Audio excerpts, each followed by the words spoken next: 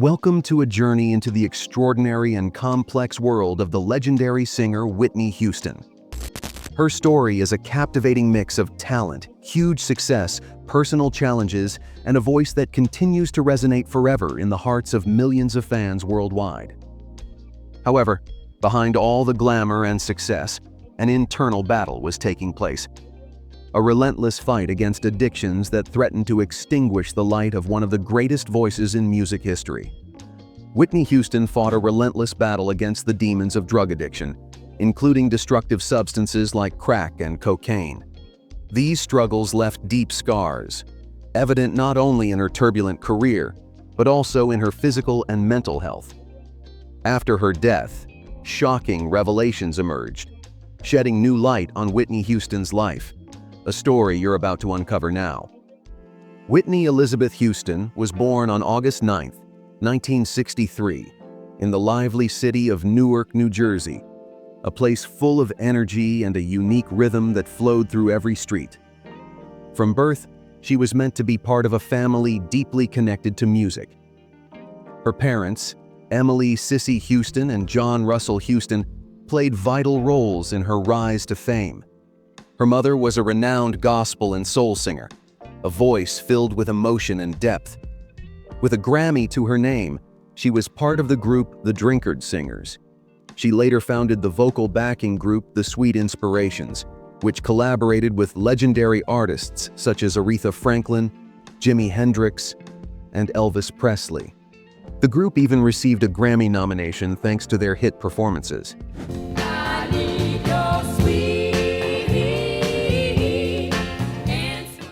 Her father, John Houston, was a former Army serviceman who later became a committed administrator.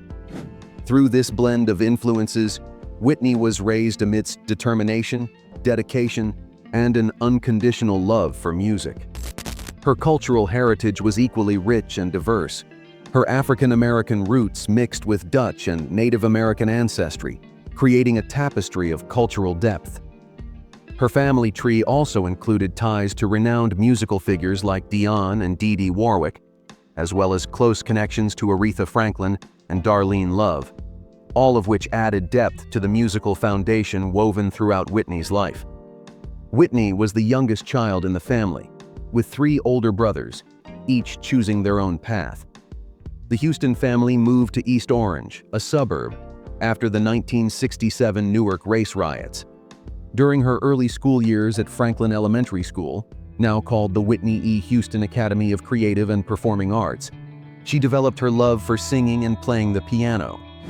Raised in the Baptist faith, young Whitney found her home in the choir at New Hope Baptist Church in Newark when she was just 5 years old. It was there that she found her voice and her passion for music, making her solo debut in church singing the hymn, "Guide Me, O Thou Great Jehovah," at age 12. As she entered her teenage years, her desire to follow a musical career grew stronger each day. Sharing that dream with her mother, Sissy, marked a pivotal moment in her journey. Then, in February 1983, the event that would alter her life forever occurred.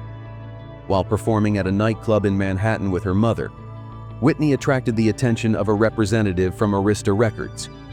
That pivotal encounter marked the start of an extraordinary journey. Clive Davis, the visionary head of Arista Records, quickly offered Whitney a worldwide recording contract.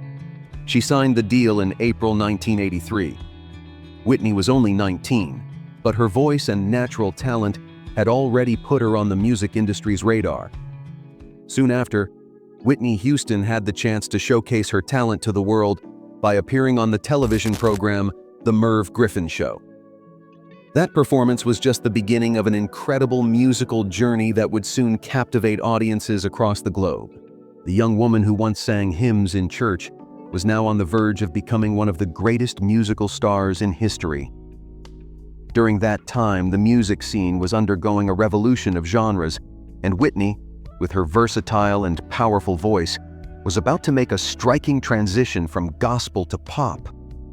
This change was not only a musical evolution, but also a reflection of her personal growth, embracing new horizons while staying true to the heart and soul of her gospel roots. The shift was a pivotal moment, opening the door to a broader audience and laying the groundwork for an iconic era yet to come. Her national television debut was filled with nerves and emotion. Appearing on TV, Whitney Houston showcased her unmatched voice to the American public. It marked the start of her rise to stardom, an exciting preview of the global fame awaiting her. After nearly 2 years of careful recording sessions, Whitney's self-titled debut album, Whitney Houston, was finally released on Valentine's Day, February 14, 1985. That iconic date signaled the beginning of an era that would transform music forever. The album's success was instant. It stayed on the Billboard 200 chart for over 3 years, eventually reaching #1 in March 1986, more than a year after its release, and stayed there for an incredible 14 consecutive weeks. This achievement not only proved the album's greatness, but also established Whitney Houston as an undeniable force in the global music scene.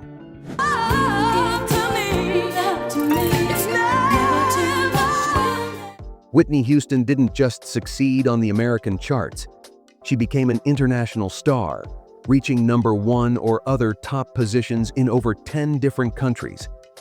The album achieved diamond certification in the United States after selling 14 million copies, but its impact went beyond borders. It traveled across oceans and continents, selling 25 million copies globally. Music critics praised Houston and her debut album. Rolling Stone quickly named her one of the most exciting new voices in years. At the same time, the New York Times called the album an impressive and musically conservative showcase of exceptional vocal talent. The passion and emotion Whitney Houston conveyed through her songs were undeniable, and her voice became a beacon of hope and inspiration for many. The album introduced the world to remarkable singles, each more captivating than the last. Notable among them are You Give Good Love, You give good love to me, babe. Saving All My Love for You, So I'm saving all my love for you. and Greatest Love of All. Greatest love of all. These songs dominated the charts, becoming true pop music anthems. Beyond their massive chart success, the industry recognized the album, earning 4 Grammy nominations.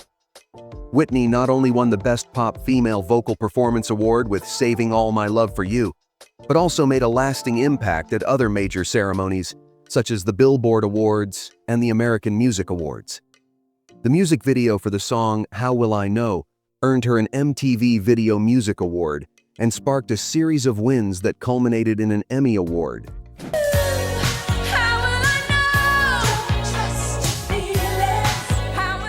The album's release marked a new chapter in Whitney Houston's career. Her first world tour brought her music to every corner of the globe. At the same time, appearances on late-night talk shows helped her gain an ever-growing fan base eager for her extraordinary voice and passionate performances. Whitney's influence on the music industry is immense. She broke barriers for Black female artists in mainstream pop and paved the way for future generations. Her debut album, now considered one of the greatest of all time, established her as a true legend whose impact still resonates today. Whitney Houston's entry into the music industry was more than just a debut. It was a true revelation. In June 1987, Whitney Houston released her second album, Whitney. Although some critics noted similarities with her first album, its commercial success was obvious. She became the first woman to debut at #1 on the Billboard 200 in the United States and the UK chart simultaneously. The first single, I Wanna Dance with Somebody Who Loves Me, was a worldwide hit, reaching the top of the Billboard Hot 100 and charting in 17 countries.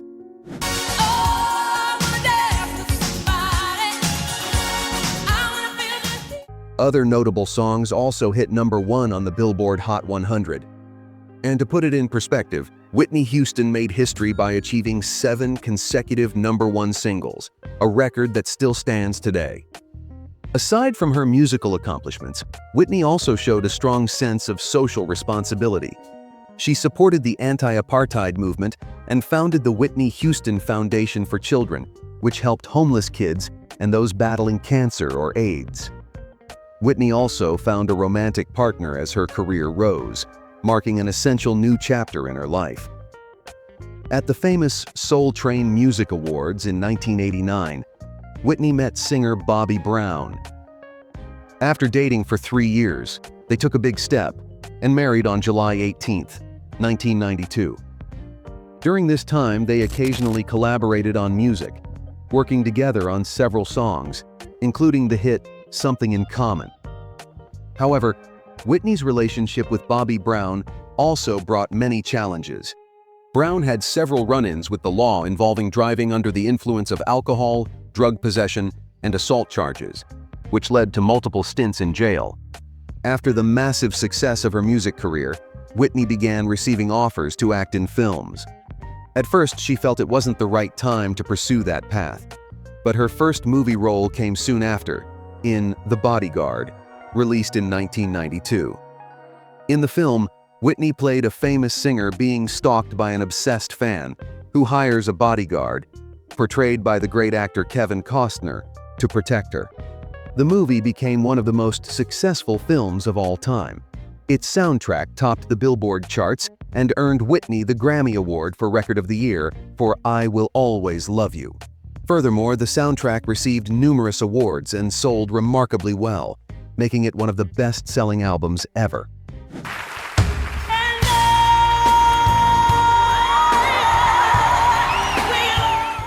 On March 4, 1993, Whitney Houston welcomed her daughter, Bobby Christina Brown, their first and only child.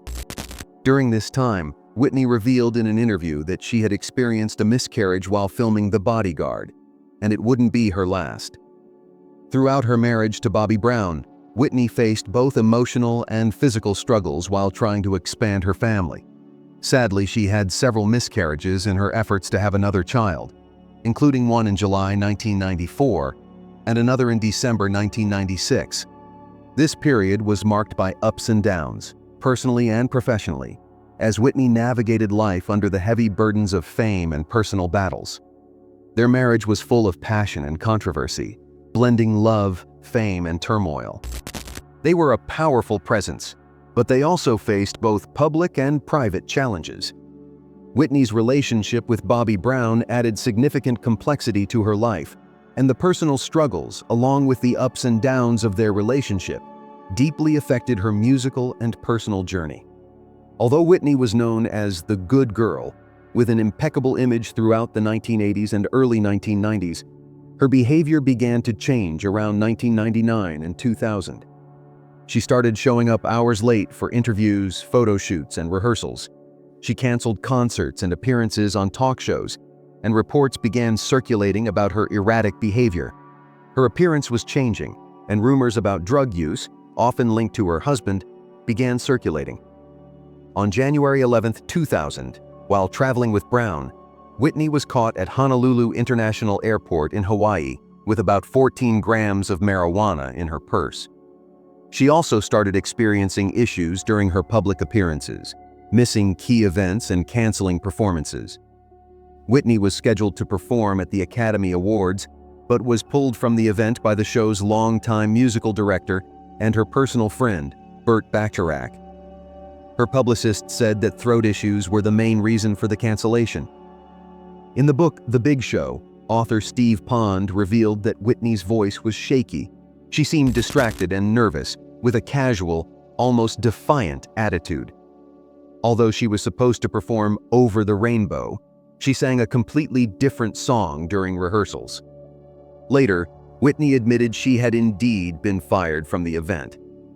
Her longtime friend, Robin Crawford, resigned as Whitney's executive assistant in 2000, citing the singer's refusal to seek help for her addictions as the main reason. Rumors and stories about family and friends staging interventions over her drug use continued to surface. In 2001, she signed a major recording contract with Arista BMG, but her health remained a serious concern amid reports of extreme thinness. Her appearance at a Michael Jackson tribute event also raised concerns due to her fragile look. In 2002, Whitney gave an interview where she openly discussed her drug use and marriage. She admitted to using substances like alcohol, marijuana, cocaine, and pills, though she denied ever using crack. Despite this, her health and appearance continued to attract concern and speculation. Her marriage to Bobby Brown faced ongoing public turmoil, with multiple reports of domestic violence. In December 2003, Brown was charged with assault after a violent argument in which he allegedly hit Whitney. Police confirmed she had visible injuries on her face. In early 2004, Brown starred in his own reality TV show called Being Bobby Brown. The show provided an inside look at the couple's domestic life, with Whitney prominently featured throughout, receiving nearly as much screen time as her husband. The program aired in 2005, depicting her in unflattering moments. Years later, The Guardian noted that through her participation in the series, Whitney had lost the last remnants of her dignity. The Hollywood Reporter described the show as undoubtedly the most disgusting and revolting series ever to appear on television. The show was not renewed for a second season after Whitney announced she would no longer participate. In September 2006, she filed for legal separation from Brown, and the following month, she officially filed for divorce, which was finalized on April 24, 2007. The singer admitted that her ex-husband was not dependable enough to support their teenage daughter. Whitney gave her first interview in 7 years in September 2009, appearing on the season premiere of The Oprah Winfrey Show. The interview became one of the most anticipated music interviews of the decade.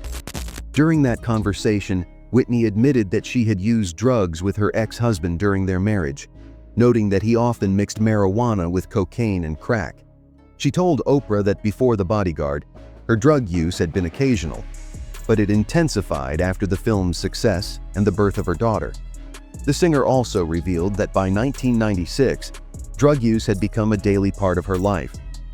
She explained that she was going through difficult times and losing herself in the process. Whitney shared that she had attended a 30-day rehabilitation program, but admitted that her drug use continued even afterward. Her mother, Whitney Houston, went so far as to obtain a court order and police assistance to pressure Whitney into seeking further treatment.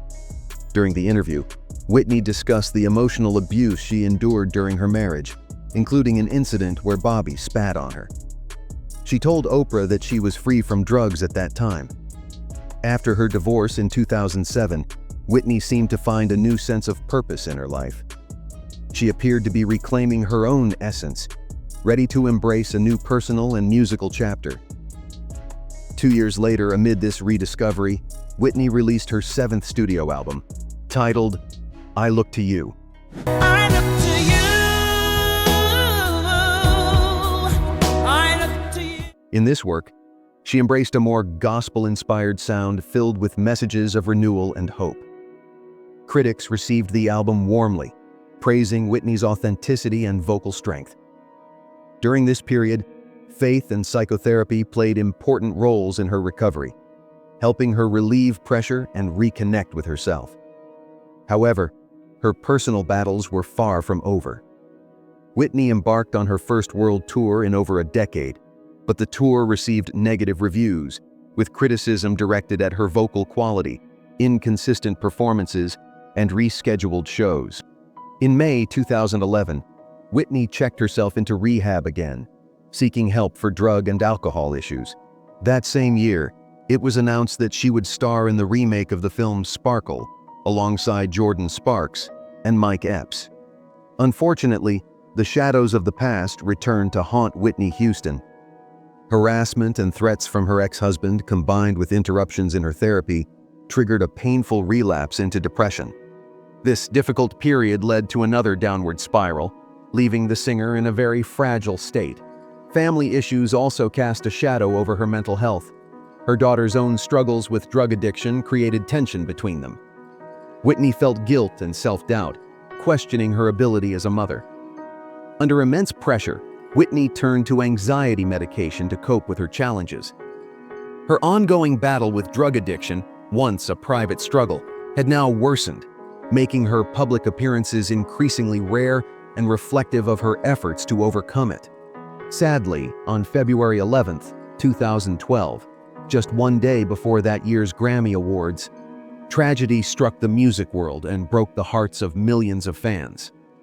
Whitney Houston was found unconscious in the bathtub of her hotel room at the Beverly Hilton Hotel in Beverly Hills. Despite the paramedics' desperate attempts to revive her, the iconic singer's life was lost. Her death was declared just moments later. On March 22, 2012, the Los Angeles County Coroner's Office released an official report confirming that Whitney Houston's death was caused by accidental drowning, with heart disease and cocaine use listed as contributing factors. The autopsy revealed traces of cocaine in her system, indicating she had used the drug shortly before her death. Toxicology tests also detected other substances, including diphenhydramine, alprazolam, a potent tranquilizer, cannabis, and cyclobenzaprine. These findings help clarify the variety of drugs that likely contributed to the tragic event that day. The autopsy also provided additional details about Whitney's physical condition at the time of her death. In addition to the substances found in her system, examiners observed that she was missing 11 teeth, and her skin showed signs of open sores. The loss of teeth was partly attributed to her long history of drug use, which had severely damaged her oral health. Illicit substances like cocaine can damage soft tissues and bones, leading to tooth loss. Ongoing drug use may also harm dental health and cause additional complications. The sores on her skin reflect the physical toll she endured. The combination of substance abuse and emotional stress can lead to compulsive behaviors like scratching or picking at the skin, creating visible wounds. Whitney Houston remains an unforgettable icon in music history. Remembered for her extraordinary voice and incredible talent, her life also highlights the complexity of the human experience, the struggles we all face, regardless of fame or success. Her addictions, personal battles, and visible scars emphasize the importance of understanding and supporting those who fight unseen wars.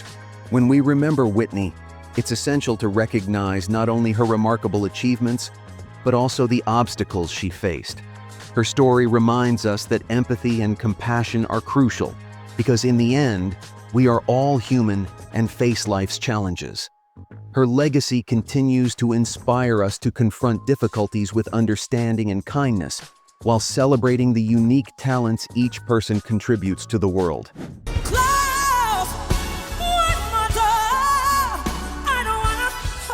And that concludes today's video. Thank you so much for joining us again.